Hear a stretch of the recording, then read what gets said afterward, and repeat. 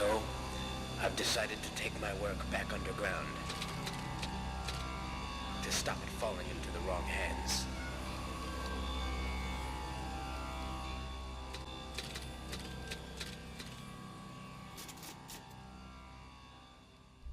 So today we're going to be covering war driving.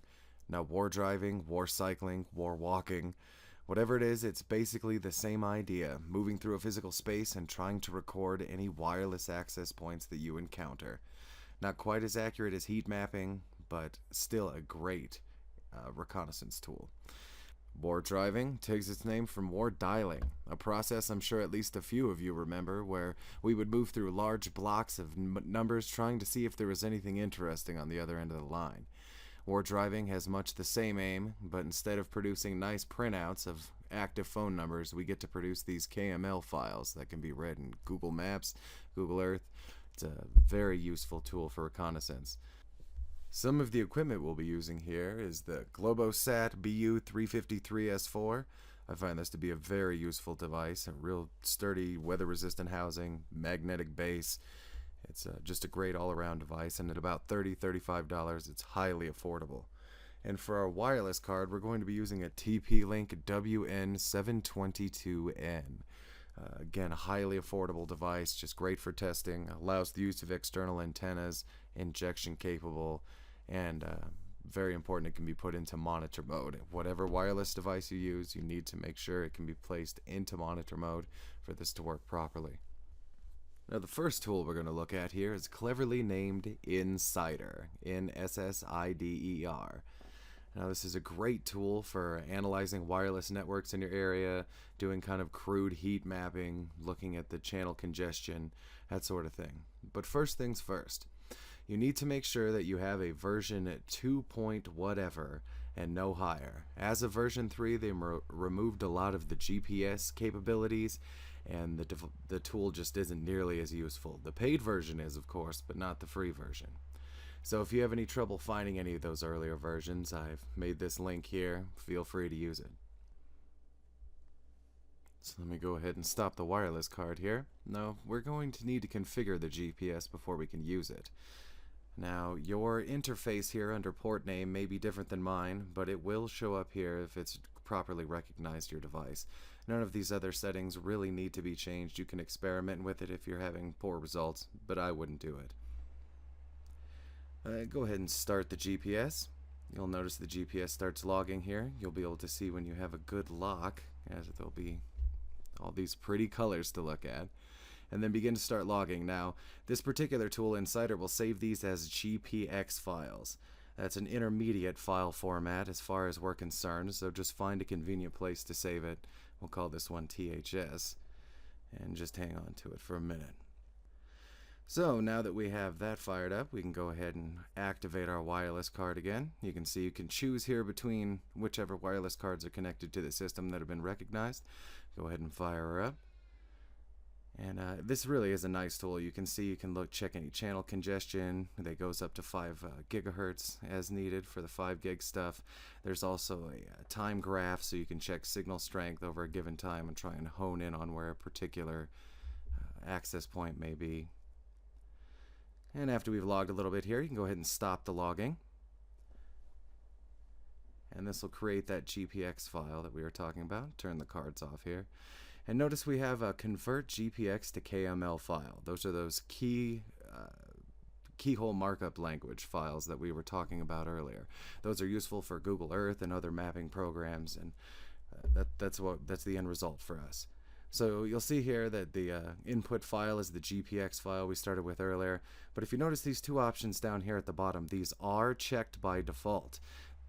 Now if you notice that you're producing maps that have no access points on them whatsoever, you're going to want to uncheck these and try and export again. I generally just leave them unchecked. So go ahead and export your file. And we'll replace the one from earlier. And that's pretty much it for using Insider. This is a useful tool. I highly recommend it. So over on the Linux side, we're going to go ahead and do this with Kali Linux, the de facto standard these days. First things first, let's see what kind of equipment we're working with here. So go ahead and fire up Airmon ZC and see what interfaces show up. Airmon ZC is, for all intents and purposes, interchangeable with the Airmon NG. It's at one point supposed to replace it, but who knows. So Airmon ZC, we'll go ahead and start and enter the name of the interface. And just worth noting here is if you do use Airmon ZC, it has a slightly different naming convention than Airmon NG. So if you run an IWconfig here, you can see that it names them slightly differently. So next up is to find our USB GPS device.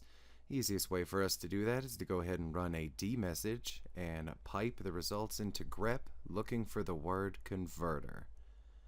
And once we've done that, well, what do we have here? PL2303 converter now attached to TTY USB 0. That is our USB GPS device. So we go ahead and fire up GPSD. Now GPSD is not installed by default on Kali Linux, so you're going to want to make sure you do that before we begin. And we're going to want to use the arguments tick lowercase n, tick capital N, tick D, 3, and point it at the USB device. Now the tick lowercase n is for do not wait for clients to be connected before polling the device for GPS information.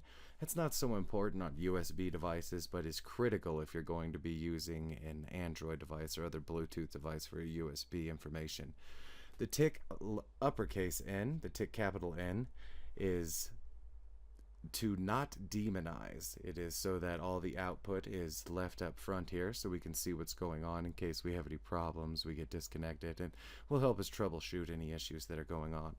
And we've set it up for a debug level of 3, and that will help us again keep an eye on exactly what's going on here.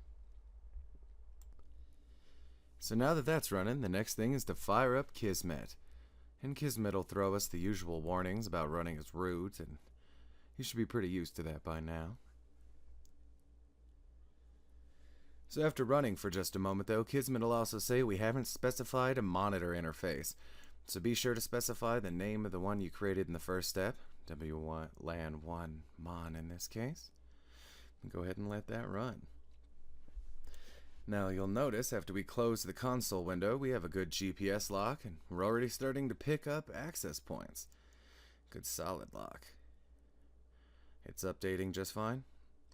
But let's say that wasn't the case. Let's say we didn't have a good GPS lock. We can go ahead back here to the window where GPSD is running, do a Control-C to stop the process, fire it back up. Usually that's all one needs to do. But if that still isn't giving you what you want, you can go ahead and Control-C and stop the process again and do a kill all GPSD. And kill all GPSD. And that'll stop any errant processes that may be messing things up. It's not the case here, so we'll go ahead and fire this back up. Take a look here. Now Kismet still shows no GPS lock, but that should update here in just a moment. In fact, if you ever want to take a look at the specifics of your GPS connection, you go ahead and take a look here under Window, GPS details, and there you go. Pretty colors is a good sign. So it looks like we have a good lock. There are coordinates at the top. Let's go ahead and hit OK. We're back to the window here. We'll let it cook for a second. Picking up lots of access points. And normally if it was more congested, this would look much fuller of activity. This would be more fun to look at.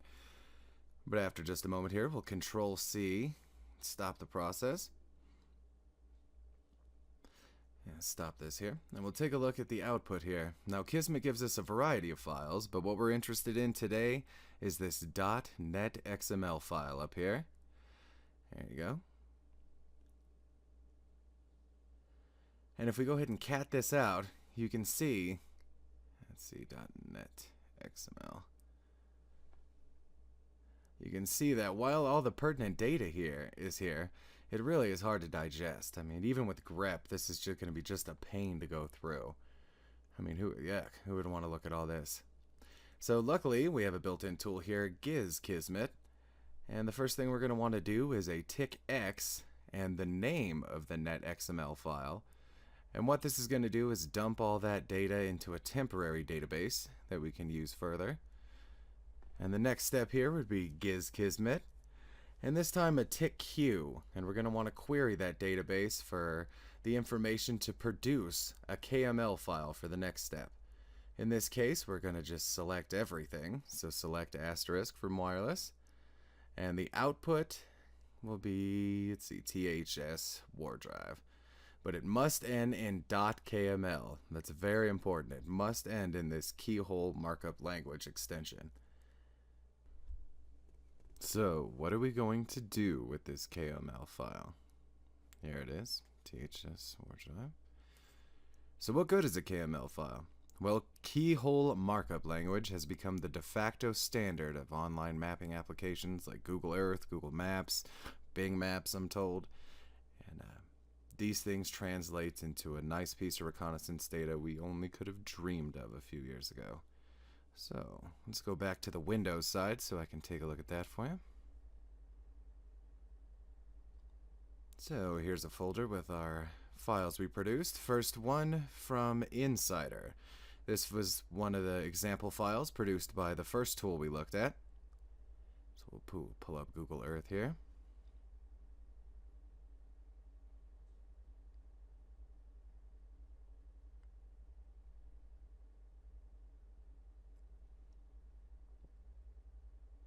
Zoom in a little bit. You can see this is a pretty typical map for Insider. The different colored spheres indicate different types of encryption, and the relative size of the sphere indicates the relative signal strength. Now, most of these will give you much more accurate results if you pass them at 90-degree angles to each other. And you can see here it separates it out by the different encryption, even down to the individual channel levels. So let's say you didn't want to see any WEP networks. Go ahead and eliminate them from the map. Let's say you only want to see the WEP networks. What do you know? Just the WEPs. Or let's say you just want to see open networks. And WPA2, whatever. And you can see that, God bless them, there's a few open networks still out there these days. But these really are just great maps. I really enjoy this tool. It's quite useful. So let's take a map here that was made in Kismet. You can see slightly different notation on the map here. Symbols are a little different. They do not show the relative signal strength, but I like how you can get the currently connected clients.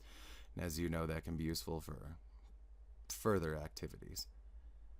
But as you see, nice 3D maps with the relative signal strength. I was just flying down the road here, so they all look like they're right in the middle of the street.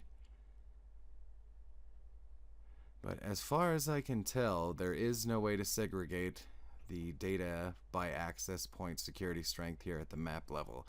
If you want to separate those out, yeah, I see, I really don't see any way that you can do that here. But if you want to separate those out, you can do it during the initial querying process when we produce the KML file.